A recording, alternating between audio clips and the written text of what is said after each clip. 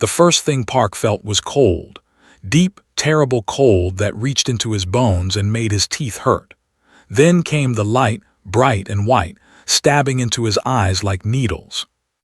He tried to move, but his body refused. His muscles were frozen, locked in place after what felt like the longest sleep of his life. Slowly, feeling returned to his fingers, then his arms, then his legs.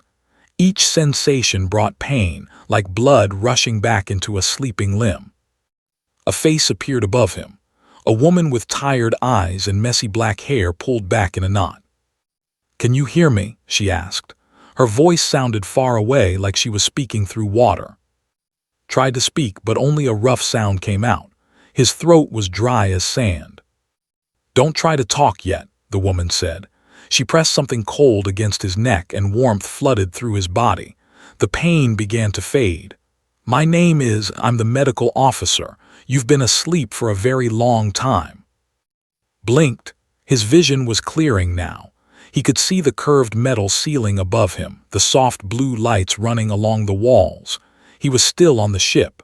The colony ship Horizon's Edge. He remembered climbing into the pod, remembered the hiss of gas, remembered counting backward from 10. He had reached 7 before darkness took him. "How long?" he managed to ask. His voice was barely a whisper. His face changed. Something sad passed through her eyes. 847 years. Stared at her. He waited for her to smile, to tell him it was a joke, but her expression did not change. "That's not possible," he said. "I know," helped him sit up slowly. His body felt strange, heavy and light at the same time. "There was a navigation error. The ship went off course. We drifted for centuries before the backup systems woke me." Looked around the medical bay. Red warning lights flashed on several panels. Through a small window he could see stars he did not recognize. No familiar constellations. No sun. Just endless, cold darkness. "The other colonists?" he asked. Silence told him everything. "How many survived?" 47, she said quietly. "Out of 2,000, the pods failed. One by one over the centuries. Power failures, system errors, radiation damage. We're lucky anyone is left at all." Closed his eyes. 2,000 people had left Earth with dreams of a new world. Farmers, teachers, engineers, doctors, families with children, old couples wanting one last adventure. He had known some of them, shared meals with them during the preparation months, laughed with them. Now they were gone. "There's something else," said. She touched his arm gently. "We're not alone out here." Before could ask what she meant, the door to the medical bay opened. Captain Lee entered, a tall man with gray hair and a calm face. Behind him came something that made his breath catch in his chest. It was not human. The creature stood nearly 3 meters tall, thin as a young tree. Its skin was pale blue, almost transparent, and could see faint purple veins running beneath the surface. It had 4 arms, each ending in long, delicate fingers. Its face was narrow, with large dark eyes that reflected the light like pools of oil. Tried to stand, but his legs gave out, caught him before he fell. "Easy," Captain Lee said. "They're not hostile. They found us drifting and brought us to their station for repairs." The creature spoke. Its voice was high and musical, like wind chimes in a breeze. Did not understand the words, but a small device on Captain Lee's collar translated. "This one moves strangely," the translation said. "Its density readings are abnormal. How can such a small frame contain so much mass?" Finally got his legs under him. He stood slowly, stretching muscles that had been still for almost a millennium. His joints popped. His spine cracked. He rolled his shoulders and took a deep breath. The alien stepped backward. Its 4 hands came up in what looked like a defensive gesture. "Why is it afraid?" asked. "They're called," Captain Lee explained. "They come from low-gravity worlds, planets with less than half of Earth's pull. To them we're impossibly heavy, impossibly strong." Looked down at his own hands.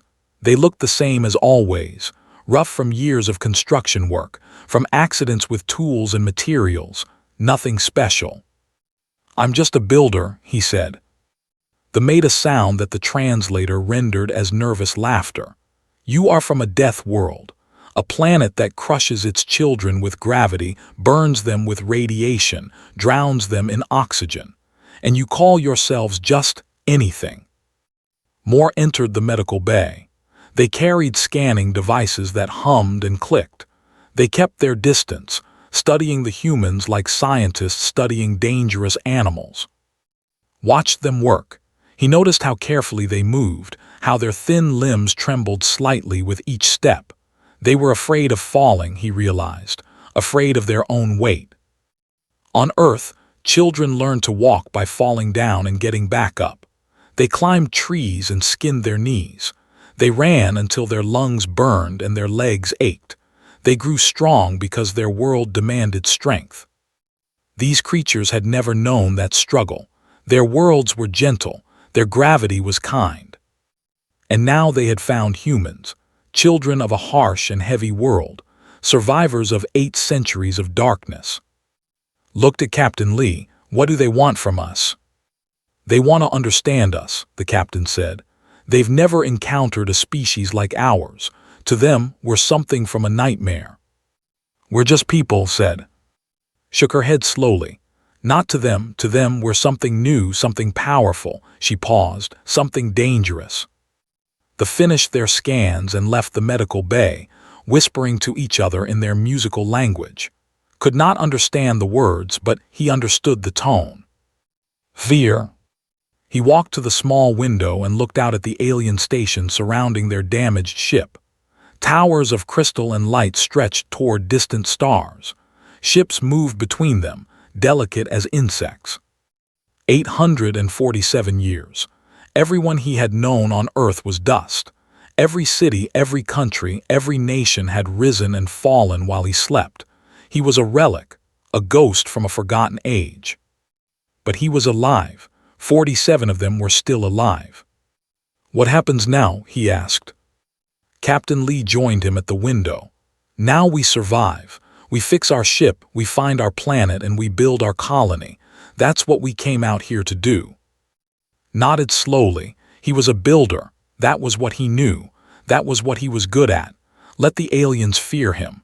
Let them scan him and study him and whisper about death worlds. He would build, that was enough. "Show me what needs fixing," he said. And Captain Lee exchanged a look. "Everything," said, "everything needs fixing." Smiled for the first time since waking. "Good, I hate being bored." Repair station was beautiful in a way that made uncomfortable. Everything was too perfect. The walls curved like flower petals. The floors shimmered with soft light. Even the air smelled sweet like honey and fresh rain. But nothing was built to last. He could see that immediately. The support beams were thin, designed for a world where things weighed almost nothing. The floor panels bent slightly under his feet. When he leaned against a railing, it groaned in protest. The ship's chief engineer walked beside him through the corridors of the horizon's edge. She was a small woman with sharp eyes and oil stains on her fingers. She had been awake for 3 weeks before, and she looked exhausted. "The hull took the worst of it," she explained. "Microfractures everywhere. They sealed the major breaches, but their materials are too light. We need something stronger." "What about our original supplies?" asked. "Mostly ruined. 8 centuries of cosmic radiation does terrible things to metal." Stopped at a doorway and pointed inside. "But this room survived. Storage Bay 7. The walls are thicker here." Stepped inside. The bay was filled with construction equipment from Earth, steel beams, welding tools, boxes of bolts and rivets and cables. Everything was covered in dust, but the metal still gleamed underneath. He picked up a steel beam. It was 3 meters long and thick as his arm. According to the stamp on the side, it weighed 200 kilograms. He lifted it with one hand. A sound came from behind him. He turned and saw 3 standing in the doorway, their dark eyes wide. "What?" asked. One of them spoke, its voice shaking.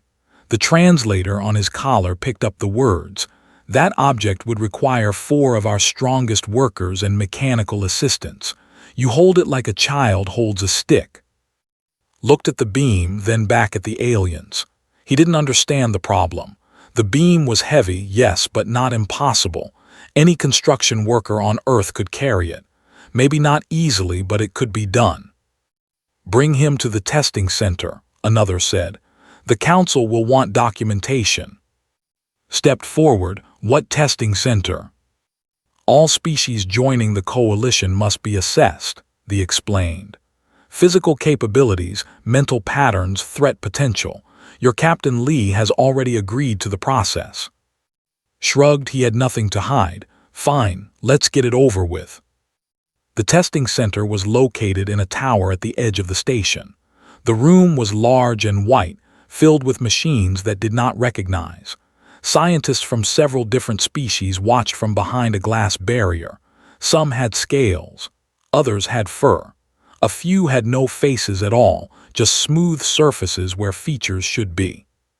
Stood beside Captain Lee near the entrance. She had insisted on monitoring the tests herself. They're going to measure everything, she warned. Strength, speed, endurance, reflexes. The standard coalition assessment takes 3 hours. A scientist approached with a tablet in its thin hands. We will begin with the resistance test. Please stand on the platform and push against the sensor. Walk to the platform. It was a simple device, just a flat panel connected to a measuring screen. He placed his hands against the sensor and pushed. The screen flickered, numbers climbed rapidly, then the sensor cracked. The scientist stared at the broken equipment.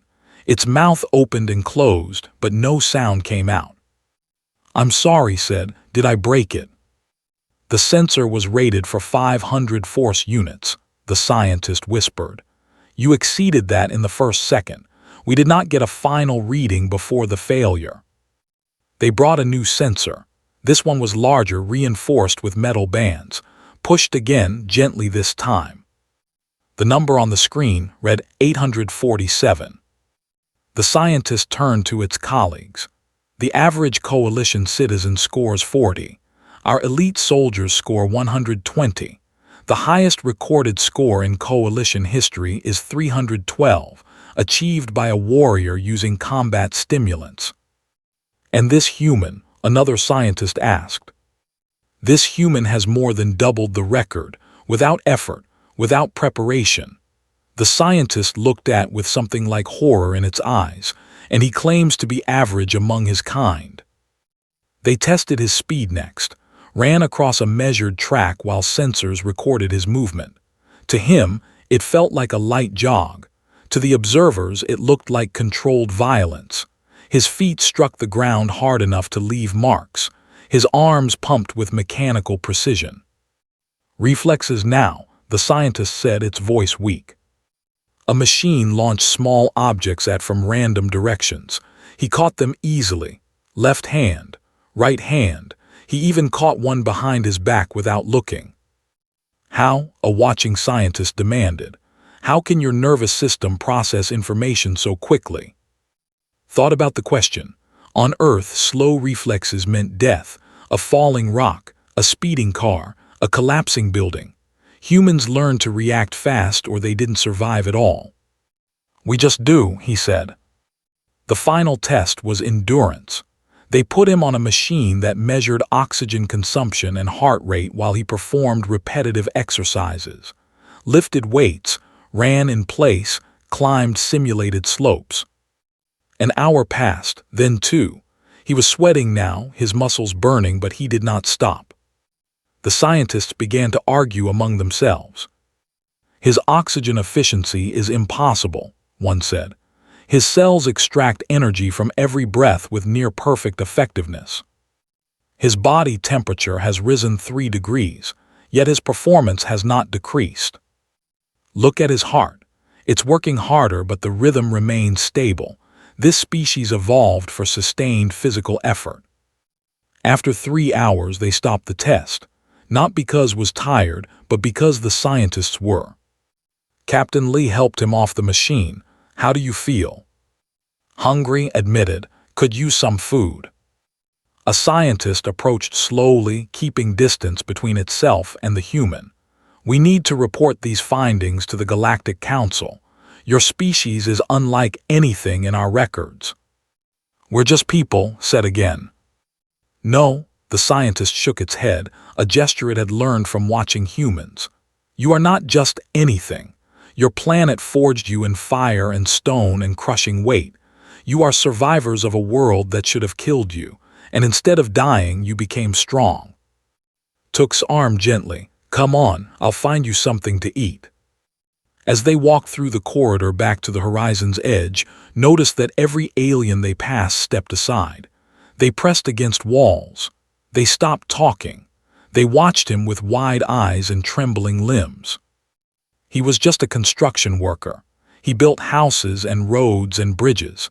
He had never hurt anyone in his life. But they looked at him like he was a monster. Don't take it personally, said quietly. They're not used to beings like us. Beings like us. She said, that's what they call us. Species from high-gravity planets. We're rare in the galaxy. Most intelligent life develops on lighter worlds where less energy is needed to move and grow. So we're the exception. Smiled sadly. We're not just the exception. We're the nightmare they tell their children about, the monsters from the crushing dark. Thought about Earth, about blue skies and green fields and children playing in parks, about his mother's cooking and his father's laugh, about friends and neighbors and the simple joy of building something with his own hands. That was his home, that was his people. And to the rest of the galaxy, it was hell. Let them be afraid, he said finally. We know who we are. Squeezed his arm. Yes, we do. The Galactic Council chamber was the largest room had ever seen. It stretched upward like the inside of a mountain with seats carved into the walls in rising circles. Hundreds of species filled those seats, each one different from the last. Some were tall and thin like the others were small and round, covered in shells or scales or feathers. A few floated in liquid-filled tanks, their bodies built for oceans rather than air. At the center of the chamber stood a platform where Captain Lee waited with the other human survivors. All 47 of them were present. The council had demanded it. Stood near the back of the group next to End. He felt the weight of hundreds of alien eyes pressing down on him. The air was thick with strange smells and stranger sounds. Representatives of the Galactic Coalition, a voice announced. The sound came from everywhere at once, translated into human language by the devices they wore. We are gathered to discuss the discovery of a new species. The creatures call themselves humans. They come from a world designated as a Class 12 death world. Whispers spread through the chamber. Did not know what Class 12 meant, but the reaction told him it was bad. Death world classification is determined by gravity, radiation, temperature variance, atmospheric composition, and biological hostility. The voice continued. Class 12 is the highest rating in Coalition records. No intelligent species has ever been documented from a world above Class 8. More whispers. Some of the aliens leaned forward in their seats, studying the humans with intense curiosity. Others leaned back, pressing themselves against the walls as if trying to increase the distance between them. Captain Lee stepped forward. Honored council members, we come in peace. We are not invaders or conquerors. We are colonists, explorers who left our world to find a new home. A navigation error brought us here, far from our intended destination. We ask only for the chance to repair our ship and continue our journey. A creature with a thick shell and many legs spoke from the upper seats. Peace, you say. Yet your physical assessments tell a different story. A single human exceeded every strength record in Coalition history. Your reflexes surpass our fastest hunters. Your endurance outlasts our finest athletes. You are weapons, shaped by a cruel world into perfect instruments of destruction. We are builders, Captain Lee replied calmly. Teachers, farmers, doctors. We have artists and musicians and poets among us. Yes, our world is harsh. Yes, we are strong, but strength does not mean violence. We have no desire to harm anyone. Words are easy, another voice called out. This one came from a section of the chamber where the creatures were tall and covered in hard plates, like insects made of metal. Actions are truth. How can we trust beings who could tear us apart with their bare hands? The debate continued for hours. Species argued with each other, some calling for the humans to be welcomed, others demanding quarantine or exile. A few suggested something worse, though they used careful words that did not quite say what they meant. Stopped listening after a while. Politics had never interested him.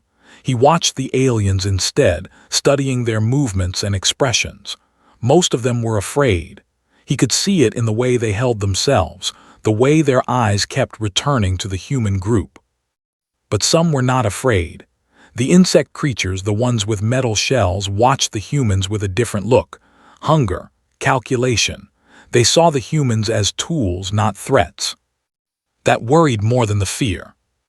When the session ended for a rest period, the humans were led to a waiting area. Food and water were provided, though the portions were small. Portions, realized, not enough for human bodies. He was chewing on a tasteless protein bar when one of the insect creatures approached. It was taller than the others, with gold markings on its shell. "You are the strong one," it said. The translator made its voice sound flat and cold. "The one who broke the testing equipment." He said. "Who are you?" "I am Commander Vex of the Empire. My people have watched your species with great interest. We believe there may be a place for humans in our military forces." Captain Lee appeared beside. "We are not soldiers for hire." "Everyone serves someone," Vex replied. "The galaxy is not kind to the weak or the alone. You have 47 people. No fleet. No allies. How long do you think you will survive without protection?" "We'll manage," Captain Lee said. Vex made a sound like grinding metal. The translator rendered it as laughter. "You are proud. I respect that, but pride does not stop weapons fire. Pride does not grow food or repair ships." Its eyes fixed on. "Think about our offer. The Empire rewards strength." It turned and walked away, its hard legs clicking against the floor. "Join the group," her face worried. "What did it want?" "To recruit us," Captain Lee said grimly, "or to buy us." The rest period ended and the humans were brought back to the chamber. The debate resumed, voices rising and falling like waves. Felt his patience wearing thin. All these words, all these arguments, and nothing was being decided. Then something happened that changed everything. During a brief break in the discussion, walked to get water from a station at the edge of the platform. Followed him, still talking about medical supplies they needed. She did not see the soldier approaching from behind. But did. The soldier moved fast, faster than anything its size should move. Its arm came up and saw the blade built into its shell, sharp as glass, and aimed its back. He did not think, he moved. His hand closed around the blade mid-swing. Metal met flesh and the blade stopped. Blood ran down his palm, but he did not feel the pain. He felt only his grip, tight as stone, holding the weapon in place. The soldier tried to pull back. It could not. Did not speak. He did not threaten. He simply held the blade, looking into the soldier's eyes with an expression he did not recognize on his own face. The chamber fell silent. Every alien in every seat turned to watch. Captain Lee's voice cut through the quiet. "What is the meaning of this attack?" Commander Vex stepped forward, its movements careful. "A misunderstanding. My soldier thought the human female was reaching for a weapon." "She was reaching for a cup of water," said. His voice was low and even. "Your soldier knew that." "Release him," Vex commanded. Looked at the soldier. It was bigger than him, covered in armor that could stop bullets. It was a trained killer from a warrior species. And it was trembling. "We don't want trouble," said quietly, "but we protect our own." He released the blade. The soldier stumbled backward, almost falling. The chamber erupted in noise. Voices shouted over each other in dozens of languages. Some called for the humans to be removed. Others called for them to be punished. But underneath all the chaos, noticed something. The way the aliens looked at the humans had changed. There was still fear in their eyes, but now there was something else. Respect. Touched his bleeding hand gently. You're hurt. It's nothing. It's not nothing. She pulled a bandage from her pocket and wrapped his palm. You stopped a blade with your bare hand. I've had worse. He thought of construction accidents, of falling debris and sharp metal. Earth had taught him to endure. Captain Lee addressed the chamber one final time. You have seen what humans can do. You have seen our strength. But you have also seen how we use that strength. We do not attack. We defend. We protect. That is who we are. The silence stretched for a long moment. Then slowly the leader stood. The council will deliberate. Until a decision is reached, the humans will remain as guests, not prisoners. It paused. And they will explain why their soldier attacked an unarmed representative of a new species. Commander Vex said nothing, but its eyes never left as the humans were led from the chamber. The message was clear. This was not over. But for now, the humans had survived. And that was enough. 3 weeks passed after the council meeting.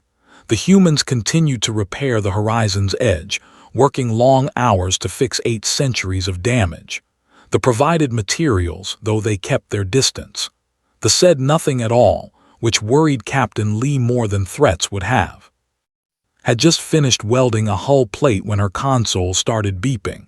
She wiped sweat from her forehead and checked the readings. Her face went pale. Captain, she said into her communicator, we have a problem. Minutes later, the surviving humans gathered in the bridge. The main screen showed a view of space around the station. 12 ships were approaching, dark shapes against the stars. They're not responding to signals, reported. No identification codes, no registered flight paths. They appeared from behind the asteroid field 20 minutes ago. Captain Lee studied the ships. They were ugly things, built for function rather than beauty. Weapons hung from their sides like tumors. Pirates, he asked. Maybe, shook her head. But pirates don't usually attack coalition stations. The response would destroy them. Spoke from her station. I'm picking up communications between the ships. They're using an encrypted channel, but I caught fragments. She paused. They mentioned the humans. They mentioned payment. The room went silent. Mercenaries, Captain Lee said. Someone hired them to deal with us. Though asked, or anyone who sees us as a threat. The captain closed his eyes for a moment, thinking, how long until they reach us? 40 minutes, maybe less. And the station's defenses. Pulled up another screen. Minimal. This is a research station, not a military base. They have shields but no weapons, and they're refusing to let us access their systems. They're going to let us die, said quietly. They're scared. Captain Lee opened his eyes. Scared of the mercenaries, scared of us. Easier to let someone else solve the problem. Had been standing near the back of the bridge, listening. Now he stepped forward. How many mercenaries per ship? Standard crews for vessels that size would be 15 to 20 each, answered. So between 180 and 240 total. Against 47 of us. Against 47 civilians, Captain Lee corrected. Colonists, not soldiers. Looked around the bridge at his fellow humans. He saw farmers and teachers and doctors. He saw an accountant named Park. He saw a librarian named Han. He saw who had taught elementary school on Earth. None of them were soldiers. But all of them were from Earth. They're coming to kill us, said. If we do nothing, we die. If we run, we have nowhere to go, so we fight. With what? Demanded. We have no weapons. We have tools, turned to. Storage Bay 7, the construction equipment, steel beams, welding torches, industrial cables. He paused. And we have ourselves. Captain Lee was quiet for a long moment. Then he nodded slowly. Everyone who can fight, gather in the cargo bay. Everyone who can't, seal yourselves in the medical wing. Can you lock down the ship's corridors? I can create bottlenecks, she said. Force them to come at us in small groups instead of all at once. Do it, the captain looked at. You've never been in a fight like this. No, agreed. But I've survived cave-ins and building collapses and industrial accidents. I've carried injured workers through burning structures. I've done whatever needed to be done. He met the captain's eyes. This is just another job. The mercenaries docked 38 minutes later. They cut through the external airlock with plasma torches, confident and loud. They expected frightened civilians, easy targets that would die quickly and quietly. They found. He stood alone in the main corridor, a steel beam resting on his shoulder like a baseball bat. Behind him, the corridor narrowed into a that had created by dropping blast doors halfway. The first mercenary through the airlock was a creature with green scales and 4 arms, each holding a weapon. It saw and laughed. Just one of them. The heavy thinks he can stop us alone. I'm not alone, said. I'm just first. The mercenary raised its weapon. Moved. He had never been fast by human standards. He was a builder, not an athlete. But here, against creatures raised in gentle gravity, he was lightning. The steel beam caught the first mercenary across the chest and sent it flying backward into its companions. Did not stop. He pushed forward, swinging the beam in wide arcs that cracked armor and shattered weapons. More mercenaries poured through the airlock, fell back toward drawing them after him. Behind the half-closed blast doors, 6 more humans waited with welding torches and industrial cables. The fight was brutal and brief. The elementary school teacher grabbed a mercenary twice her size and threw it into a wall hard enough to leave a dent in the metal. Park, the accountant, used a welding torch to disable 3 enemies before they could aim their weapons. Han, the librarian, swung a heavy toolbox with enough force to crack a helmet designed to stop bullets. They were not soldiers. They had no training, no tactics, no experience. But they were strong. Earth had made them strong. A mercenary managed to fire its weapon at. The plasma bolt hit his shoulder, burning through cloth and skin. The pain was incredible, white-hot and screaming, but he did not fall. He caught the mercenary by the throat with his good hand and lifted it off the ground. Leave, he said. Leave or I stop being gentle. The mercenary struggled, its legs kicking uselessly in the air. Then it went limp, dropped it and turned to face the remaining attackers. They ran. Not slowly, not in formation. They ran like animals fleeing a predator, scrambling over each other to reach the airlock. Within minutes, the corridor was empty except for the humans and the fallen mercenaries. His voice came through the intercom. The ships are retreating, all 12 of them. Captain Lee emerged from behind the blast doors, a cut on his forehead but otherwise unharmed. Casualties. Injuries reported. She was already moving among the fighters, checking wounds. Some serious, but no deaths. None of ours, anyway. Sat down heavily against the wall. His shoulder was still burning, and his hands were shaking now that the fighting was over. The steel beam lay across his lap, dented and stained. Knelt beside him. Let me see that wound. It's not bad. It's a plasma burn, that's always bad.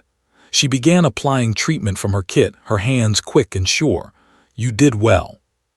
I hate this, said quietly. I just wanted to build things, houses, roads, places where people could live. I know. She finished the bandage and touched his face gently. But sometimes you have to tear things down before you can build them up. He thought about that. About the galaxy that saw humans as monsters. about the creatures who had hired killers rather than talk to them, about the fear and the hate and the violence. Maybe she was right. Maybe they had to prove something first, prove that they would not be victims, prove that they were not easy prey. And then, when the galaxy finally understood, maybe they could build. Captain Lee walked over and looked down at. The station is sending a message. They want to know what happened. Tell them the truth, said. Mercenaries attacked. We defended ourselves. They'll want to know how 47 civilians defeated 200 armed soldiers. Looked up at the captain and smiled tiredly. Tell them we're from Earth. They'll understand. The captain nodded slowly. Rest, you've earned it. But did not rest. He sat in the corridor, watching his fellow humans help each other, and he thought about what came next. They had won this battle, but the war was just beginning. And somewhere out there, a world called 442b was waiting for them. A world where they could finally stop fighting. A world where they could build. 6 months had passed since the mercenary attack. The galaxy had not stopped talking about it. Stories spread from station to station, growing larger with each telling. 47 humans had defeated 200 trained killers. A single human had stopped a blade with his bare hand. A schoolteacher had thrown an armored soldier through a metal wall. The stories were exaggerated, of course, but not by much. The Galactic Council had offered the humans a deal after the attack. The faction that hired the mercenaries had been exposed, a group of military leaders acting without official approval. They were punished, their ranks stripped, their names disgraced. Commander Vex among them. In exchange for the humans agreeing not to seek revenge, the Council offered safe passage to 442b. More than that, they offered membership in the coalition as a sovereign species. Full rights, full protection, a seat at the table. Captain Lee accepted, but with conditions. Humanity would not be weaponized. They would not fight in other species' wars. They would trade, explore, and build on their own terms. The Council, still shaken by what 47 colonists had done to train mercenaries, agreed to everything. Now the horizon's edge descended through clouds of white and gold, toward a planet that looked like a dream. 442b, their destination, their new home, stood at the observation window, watching the surface grow closer. Blue oceans sparkled in the light of an orange sun. Mountains rose along continental edges, their peaks touched with snow. Forests spread across the land in patterns of green and brown and gold. The planet's gravity was 1.1 g, slightly heavier than Earth. Not enough to notice, just enough to feel right. Joined him at the window. Her hand found his and he held it gently. The plasma burn on his shoulder had healed, leaving a scar that pulled slightly when he moved. One more mark among many. It's beautiful, she said. It is. Do you think we can make it work? 47 people starting a civilization. Thought about the question. 47 people was not many, but they had come this far. 847 years, attacks and betrayals and fear. They had survived everything the universe threw at them. We'll manage, he said. We always do. The ship landed in a valley between two rivers. The location had been chosen by after weeks of orbital surveys. Fresh water, fertile soil, natural resources nearby. A good place to start. When the ramp lowered and the first humans stepped onto the soil of their new world, no one spoke.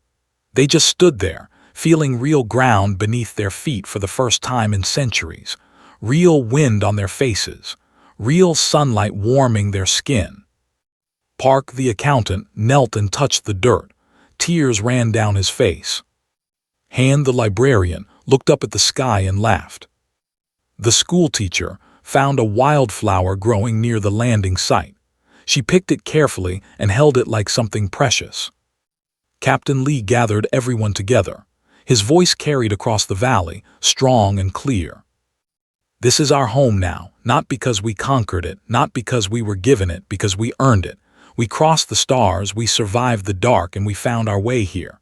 He paused, looking at each face in turn. The galaxy thinks we're monsters. They think we're weapons. They think our world made us cruel because it made us strong. We will show them they're wrong. We will build something here, something beautiful, something that proves strength can serve peace. He turned too, and you're going to lead the construction. Blinked me. You're a builder. That's what we need most right now. Houses for our people, roads connecting our settlements, infrastructure to grow on. The captain smiled. Unless you'd rather do something else. Looked at the valley around him, at the rivers and the forests and the mountains, at the sky full of unfamiliar stars, at his fellow humans, ragged and tired and alive. No, he said, this is exactly what I want to do. Over the following months the colony took shape, worked from dawn to dark, his hands never idle. He designed simple buildings first, shelters to keep the weather out. Then came workshops and storage facilities, then a medical center then a school for the children that would eventually be born. Word spread across the galaxy about the human settlement.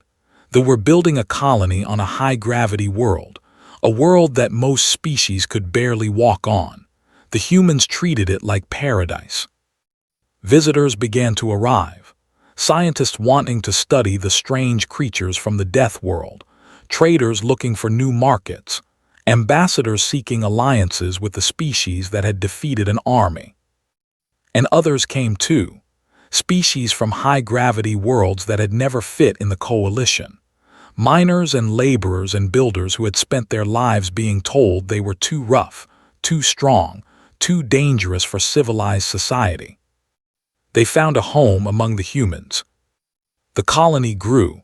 50 people became 100, 100 became 500. The village became a town, and the town began spreading toward the rivers and the mountains. One evening, a young ambassador visited the settlement. Her name was, and she had been sent to observe the human colony and report back to the council. She found at a construction site, carrying a steel beam across his shoulders. He was whistling an old song from Earth, something his grandmother had taught him when he was a child.